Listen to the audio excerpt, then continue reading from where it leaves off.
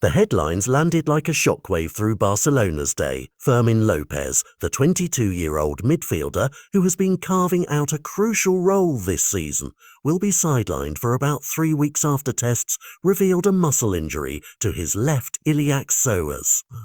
He suffered the problem late in the 3-0 victory over Getafe, a moment that began with pain and finished with the youngster leaving the pitch in visible distress. Medical examinations were swift and clinical. The club's announcement was short but stark. Muscle injury, left iliac psoas, 3 weeks out, and that timescale already rewrites Barcelona's immediate plans. In the space of an afternoon, fixtures that once felt mapped out now sit under a cloud of doubt. The upshot is immediate and unavoidable. Fermin will now miss upcoming La Liga clashes with Real Oviedo and Real Sociedad, and more painfully for fans and neutrals alike, the Champions League opener against PSG's on October 1.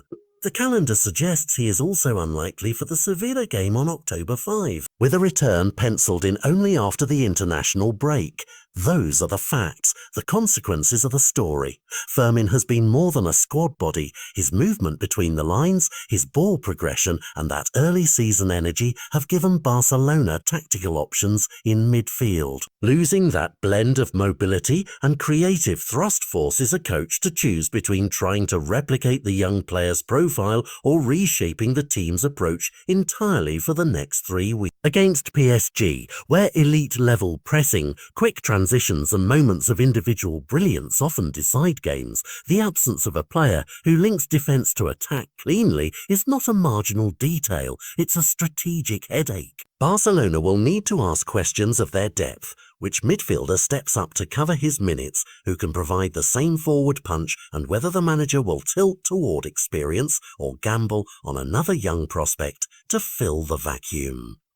Beyond the tactical checkboxes, there is the human side of the story. A player leaving the field in tears is a sharp reminder of the physical cost of elite sport and the thin line between triumph and forced rest. For Fermin, it's a pause in a formative year.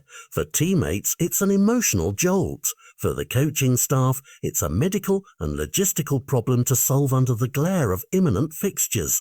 How Barcelona manage recovery, rehab and reintegration will matter as much as their matchday choices. The medical timetable, 3 weeks, offers a concrete target, but recovery rarely follows a neat calendar.